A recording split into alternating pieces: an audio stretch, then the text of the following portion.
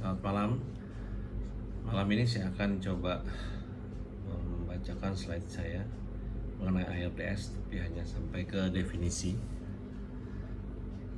Kita lihat pertama ARDS itu apa. Jadi ARDS pertama kali dideskripsikan oleh Asbaugh, Bigelow, dan Petty tahun 67. ARDS adalah suatu sindrom dari gagal napas akut pada dewasa yang ditandai dengan edema paru yang non-kardiogenik dengan manifestasinya berupa kekurangan oksigen berat yang disebabkan dari shunting right to the left melalui alveoli yang kolaps atau diisi oleh air.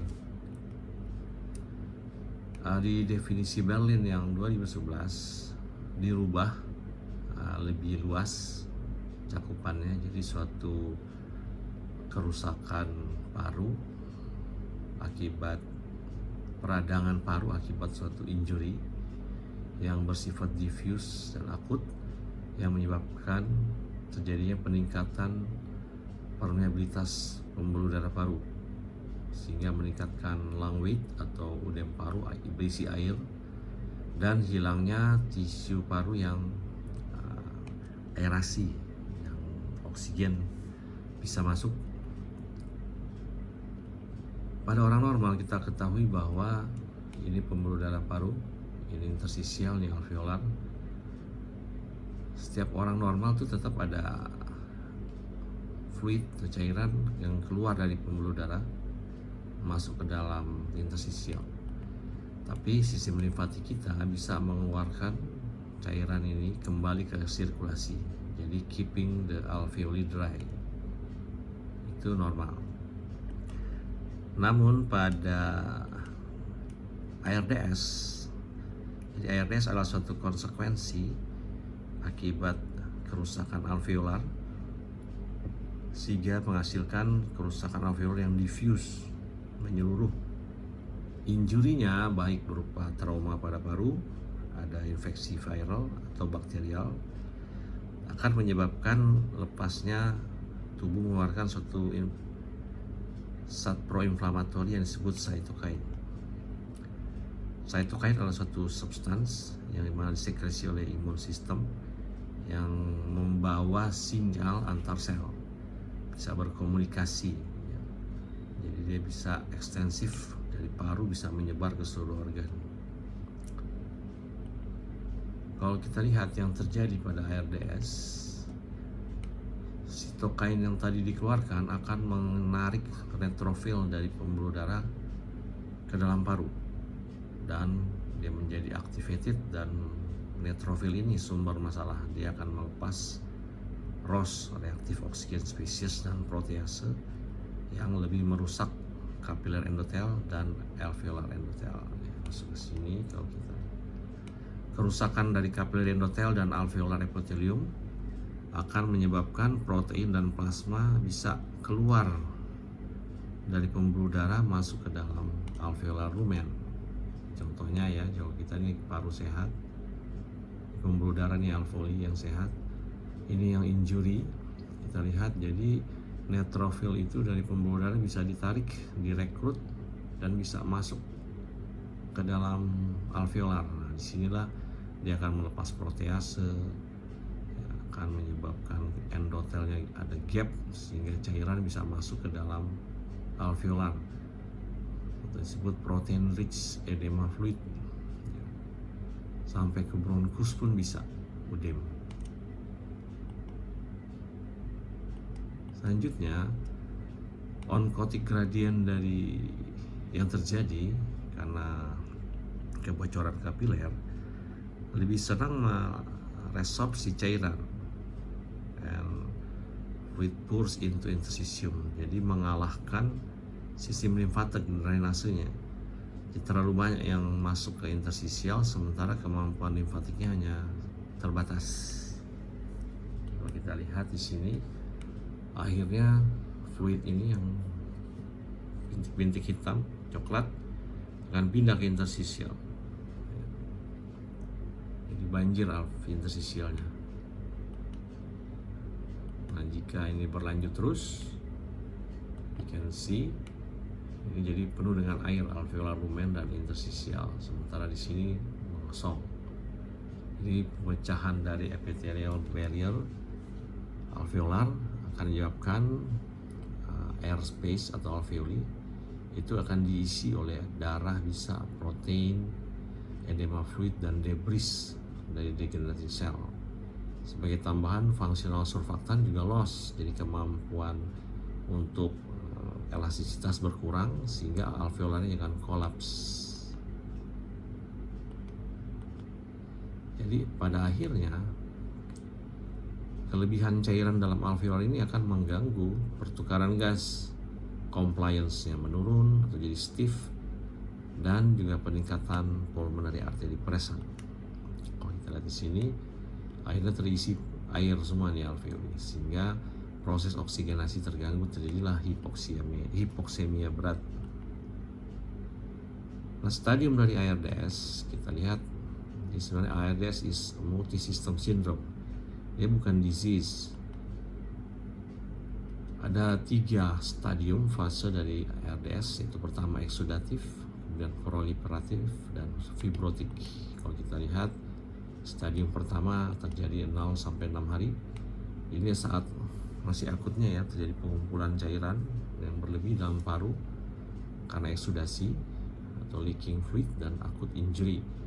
Hipoksemia pada umumnya berat pada fase ini karena dia baru masuk ke endotel, lining membran, dan epithelial surface layer. Beberapa individual bisa secara cepat recover dari first stage ini. Many others progress setelah beberapa minggu atau second stage. Jadi sebenarnya paling bagus kalau di sini sudah sembuh, karena dia akan naik ke fase berikutnya, yaitu proliferasi. Ya, kalau kita lihat pada proliferasi, jaringan konektif tisu juga sudah mulai proliferasi, berubah bentuk, ya. Dan disebut juga kadang stiff lung atau shock lung. Kondisi kayak gini lah yang kadang-kadang compliance sangat rendah, ya. Sudah susah untuk kadang-kadang harus pakai ECMO di kondisi ini. Dan air space-nya jadi membesar yang tidak normal, dan jaringan fibrotik sudah mulai terlihat. Nah, kalau kayak gini udah susah.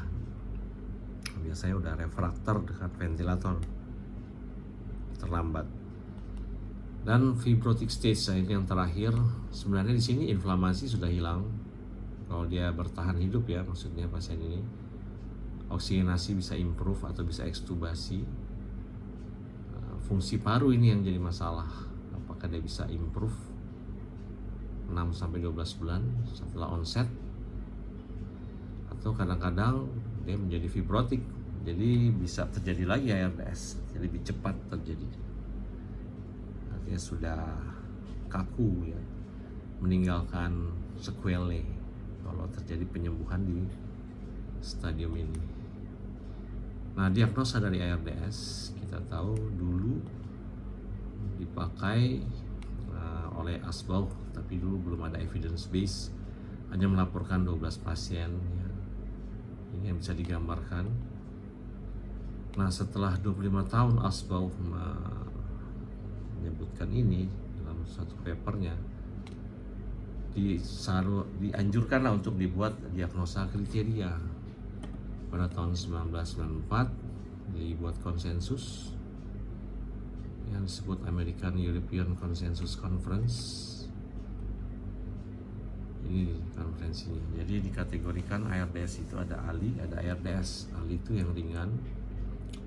Kalau ARDS sudah berat, ada 4 faktor. Timingnya harus akut, oksigenasinya ini di bawah 300, masih tidak terlalu berat, maksudnya tanpa pakai PIP. Ronsennya harus ada ini, dan harus dibuktikan dengan wedge pressure. Dia harus di bawah 18 wedge-nya, artinya bukan cardiogenic pulmonary edema, karena lebih 18 berarti dia udah paru jantung. Kalau ARDS itu lebih berat karena oksigenasinya di bawah 200, dan juga harus terbukti bukan dari udem paru jantung.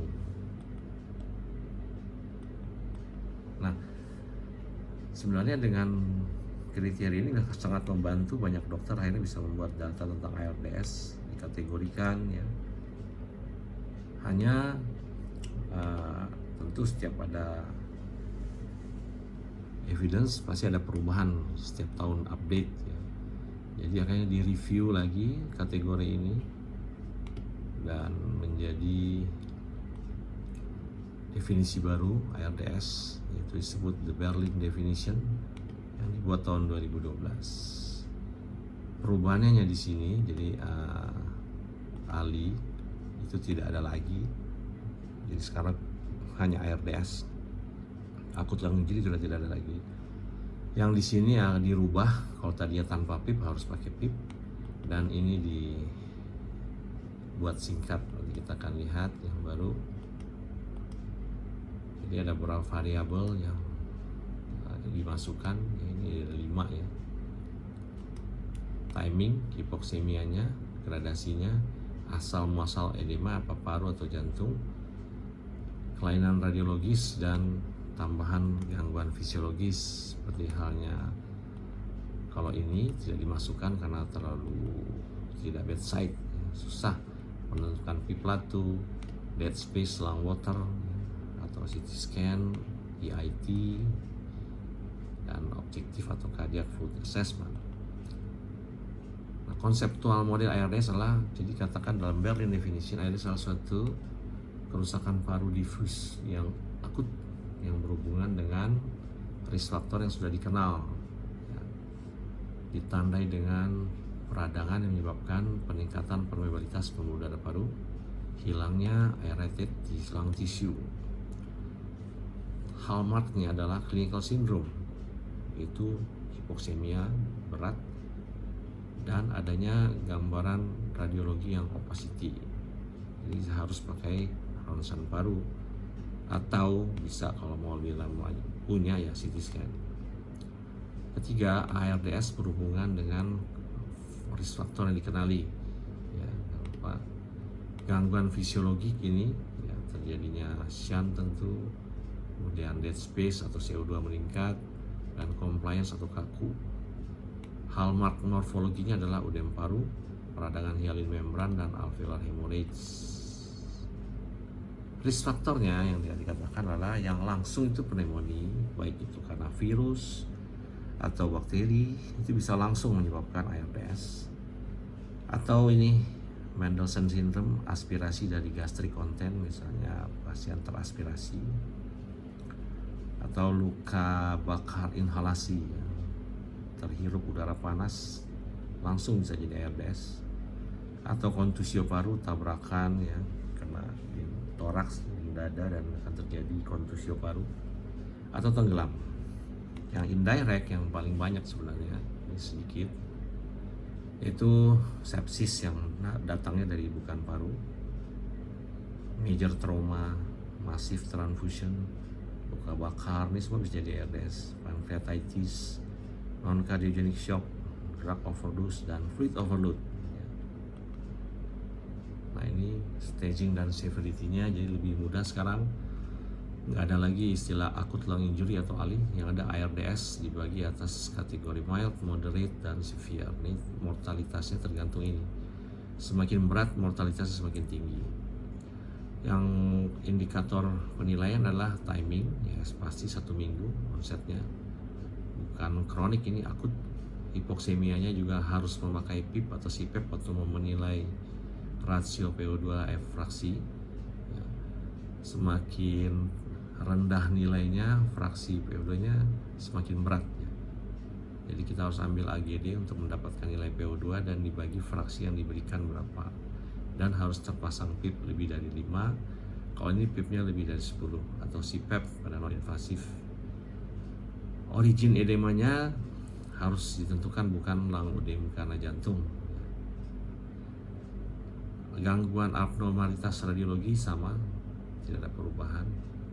Kalau di sini minimal 3 kuadran. Nah, ini tidak diwajibkan, jadi yang penting adalah yang 4 ini ya.